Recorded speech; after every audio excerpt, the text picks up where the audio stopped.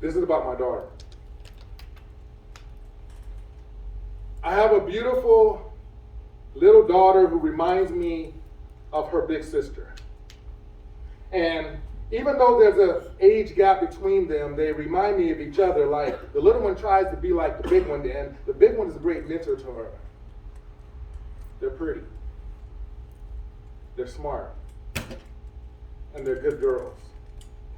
And the big one's a teenager, so sometimes she doesn't come with me. She goes out with her teenage friends, and she has other things to do. Like, I think she's a hairstylist now, and she can make more money going to do hair than coming with daddy, because she's had many years with me. But the little one, she doesn't want to leave my side.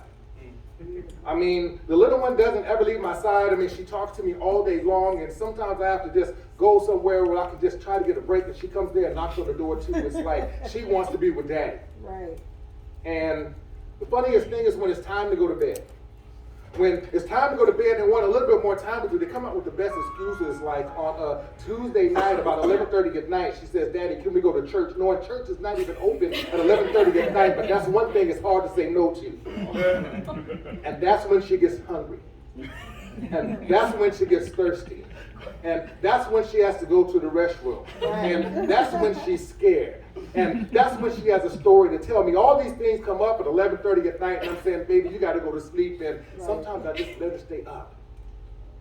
And she asked me for candy.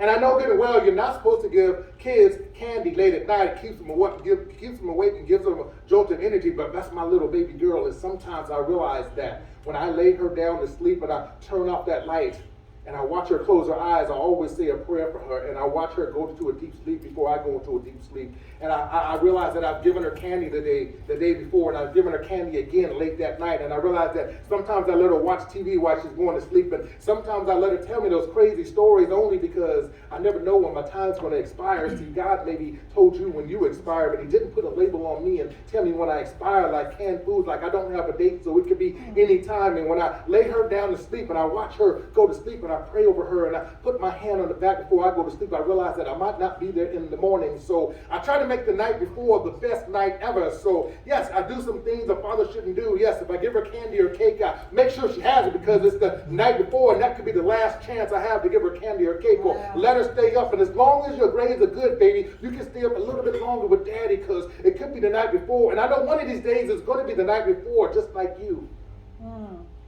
If you lie with your husband or wife, it could be a night before. So you got to make sure that night before is amazing. You got to make sure the night before you apologize for that argument you had. Make sure the night before you tell him you love him before the morning comes, because one of these times the morning is going to come and you're not going to be there, and they're going to wish they stayed up just a couple of minutes longer to have you just a couple of minutes longer, because that night before is so important. So you got to make sure when they wake up in the morning, if you ain't there, you give them memories. Yes.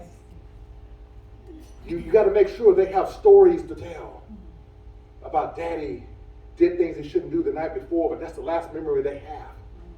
I never wanted to put my little girl to sleep early and never be able to tell her how much I love her or read stories or hug her or kiss her. And as long as she does good in school, then it's cool. I mean, as long as she does good in school, it's cool, baby. You can't let me down because the whole world will find out I'm doing this thing. And just that kiss on the cheek as she's falling asleep